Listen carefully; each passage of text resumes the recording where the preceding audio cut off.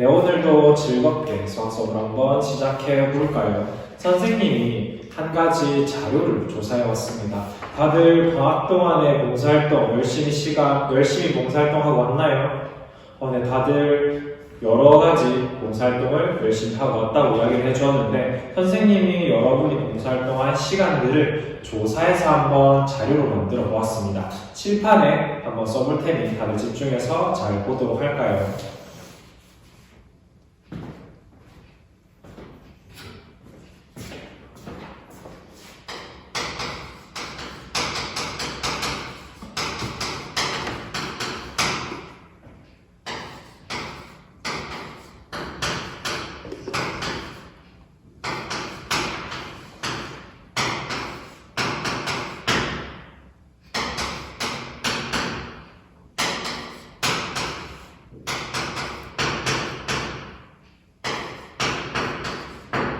네, 여러분들이 봉사활동한 시간들을 선생님이 조사해서 이렇게 한번 자료로 나타내 보았습니다.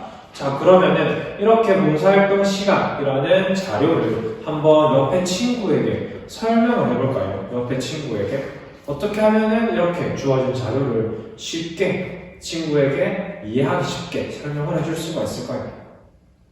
오늘 막 다들 옆에 친구가 이야기하고 있는데 어려워하는 표정들이 보이고 있어요. 한번 선생님에게도 한번 쉽게 설명해 줄 수 있는 친구 있을까요?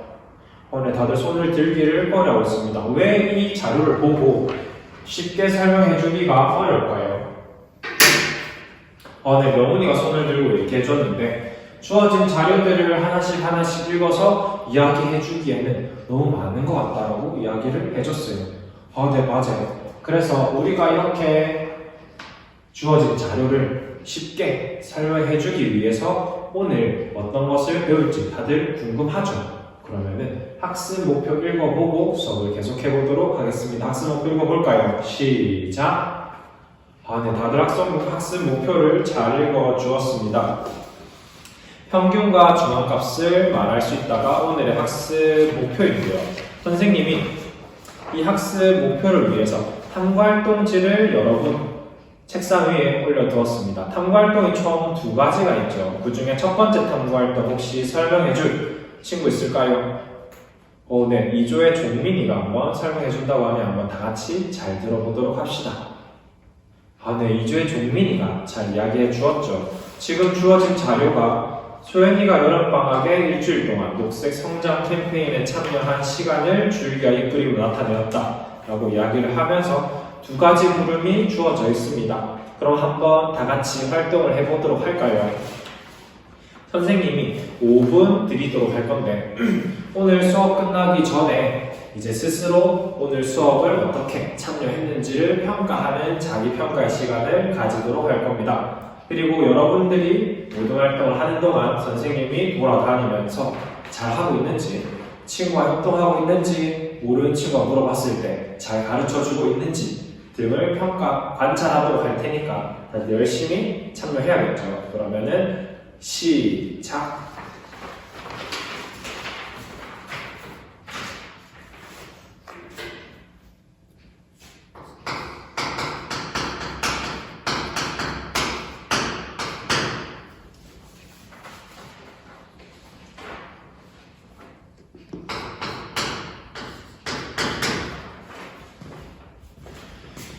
네, 일모듬에서는 옆에 친구랑 협력해서 열심히 하는 모습이 보여줬네요. 네, 사모듬에서도 서로 협동하면서 열심히 활발하게 의사소통하는 모습이 보여졌습니다. 자, 이렇게 선생님이 둘러보니 다들 탐구활동 1번을 잘 해주고 있는 것 같은데 혹시 시간이 부족한 모듬 있을까요? 네, 다들 열심히 해서 시간 내에 다 모든 활동을 완료했다고 하네요. 그럼 모든 활동 한번 발표해 보도록 하는 시간을 가질 건데 어떤 모둠에서 한번 발표를 해볼까요? 네. 2조에 현명이가 한번 탐구활동 1번의 1과 2를 한번 발표해 보도록 합시다. 자, 친구 발표할 때는 잘 들어야겠죠. 자, 현경이 발표해 주세요. 네, 현경이의 발표를 잘 들어보았습니다. 자, 1번 물음이 소연이가 일주일 동안 캠페인에 참여한 시간의 평균을 구하여 보자 라고 했는데 우리 평균 구하는 거 배웠었죠. 네. 이 각각의 별량들의 합을 별량의 개수로 나누어 주는 것을 평균이라고 했었는데, 자, 평균을 이제 현경이가 42라고 잘 구해주었네요. 맞죠? 자, 그럼 두 번째 그룹도 같이 확인해 보도록 하겠습니다. 위에 줄기의 그림에서 크기 순으로 나열할 때 가운데 위치한 것을 구해보자. 자, 현경이가 나와서 크기 순으로 잘 나열해 주었죠. 30, 32, 35, 40, 45, 50, 62 이렇게 잘 나열해주고 그 중에 가운데 있는 것이 40이다 라고 현경이가 설명도 참 잘 해주었습니다. 자, 나와서 발표해준 현경이한테 박수 한번 쳐줄까요? 네, 우리가 이렇게 탐구 활동을 통해서 어떤 자료가 주어져 있을 때 친구에게 설명해주는 방법을 혹시 탐구 활동과 관련지어서 얘기해줄 친구 있을까요? 오늘 3주의 종민이가 손을 들어서 이야기를 해줍니다. 아, 네, 종민이가 이야기해주기를 이렇게 주어진 자료 중에서 평균이라는 값을 가지고 친구에게 자료를 설명해주면 편할 것 같다 라고 이야기를 해주었네요. 다들 동일하게 생각하시나요? 네, 다들 그렇다고 이야기를 해주었어요. 이처럼 어떤 자료가 주어져 있을 때 그 자료의 중심적인 경향이나 특징을 나타내는 값을 우리가 오늘 배우게 될 건데, 그것의 이름을 무엇이라고 할까요? 아, 네. 여러 친구들이 중심값이라 얘기하는 친구도 있고요. 경향을 나타내는 값이니까 경향값이라고 얘기하는 친구도 있고, 오늘 또 대표값이라고 이야기하는 친구도 있네요. 자, 수학에서는 이러한 값을 대표값이라고 합니다. 그러면은 아까 이야기한 것을 토대로 한번 같이 정리를 해보도록 할게요.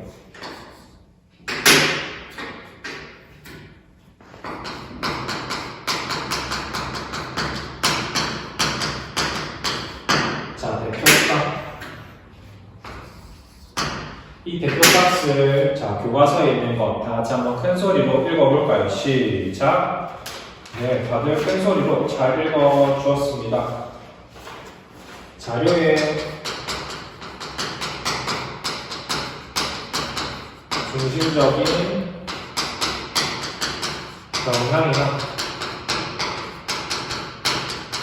특징을 나타낸 값을 대표값이라고 한다라고 네, 교과서에 나와 있죠. 자, 그러면 우리가 이러한 대표값에는 어떠한 것들이 있는지 한번 살펴볼 건데, 자, 우리가 잘 아는 게 한 가지 있어요. 뭐가 있을까요? 아, 네, 눈치 빠른 지훈이가 평균이요라고 이야기해줬어요. 평균.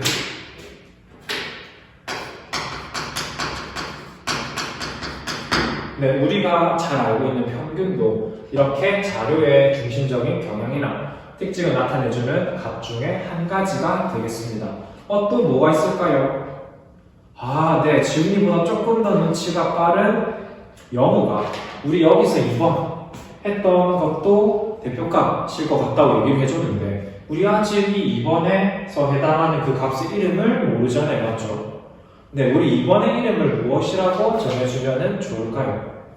네, 지금 2번을 같이 살펴보면 크기 순으로 나열했을 때 가운데 있는 값을 네, 지금 2번에서 구하였는데 이 값을 뭐라 해줄까요?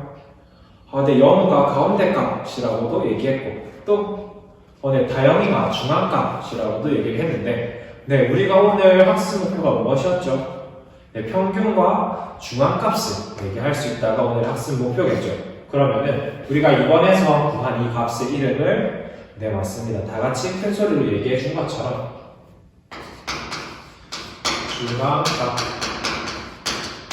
중앙값이라고 이야기를 해주겠습니다. 그러면 중앙값이 무엇인지 한번 다 같이 정리를 해볼까요? 중앙값. 자, 우리 이번에서 어떻게 구했었죠? 네, 가장 중요한 게 자료를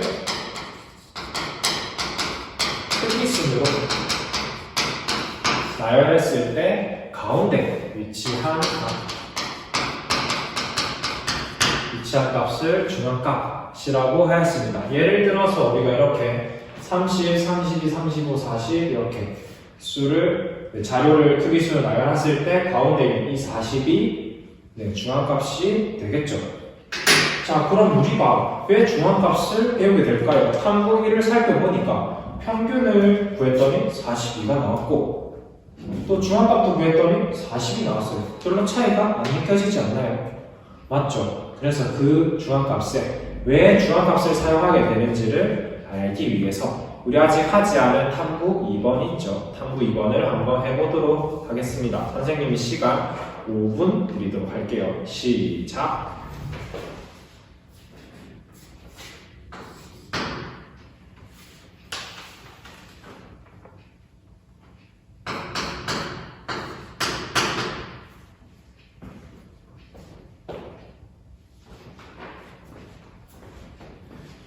오늘 1모듈에서는 계산을 아주 잘해주고 있네요. 이 모듈에서는 잘 모르는 친구를 옆에서 도와주는 모습이 참 보여졌습니다. 자, 이렇게 선생님이 둘러보니 다들 협력해서 문제를 해결하고 있는 모습이 보여졌네요. 나중에 수업 끝날 때 자기평가할 시간에서 다들 좋은 결과 얻을 수 있을 것 같아요. 자, 그럼 한번 탐구 2를 발표해 줄 친구 있을까요? 네, 2조의 고은이가 한번 발표를 해본다고 하네요. 2조의 고은이가 한번 탐구 2를 설명해주고 발표도 한번 해보도록 합시다. 네, 2조의 고은이가 설명도 잘 해주었죠. 지금 탐구 2번을 보면은 우리나라 6개 광역시에 지정된 유형 문화재 개수가 이렇게 표로 주어져 있고 첫 번째 물음이 문화재 개수의 평균을 구하여라 라고 했는데 고은이가 직접 계산해보니 51개가 나왔다고 하네요. 자, 그래서 두 번째 물음이 이렇게 유형 문화재 개수의 대표값으로 과연 이 51이라는 평균이 적절한지가 2번 물음이었죠. 자, 적절한 것 같나요? 네, 고은이가 적절하지 않은 것 같다라고 이야기를 해주었는데 적절하지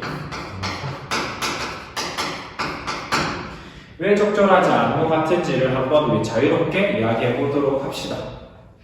1조에 있는 종민이가 우리가 실제로 자료를 살펴보니까 광주가 104개로 엄청 많이 있고 인천이랑 부산은 24개, 27개로 문화재 개수가 작은데 51개라는 값은 너무 다른 지역에 있는 개수들과는 차이가 좀 많이 나는 것 같다 라고 이야기를 해 주었어요.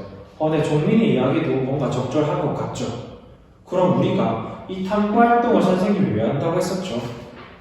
네, 맞아요. 우리가 중앙값을 배웠는데 중앙값이 왜 필요한지에 대해서 탐구 2를 통해서 한번 이야기해 줄 친구 있을까요?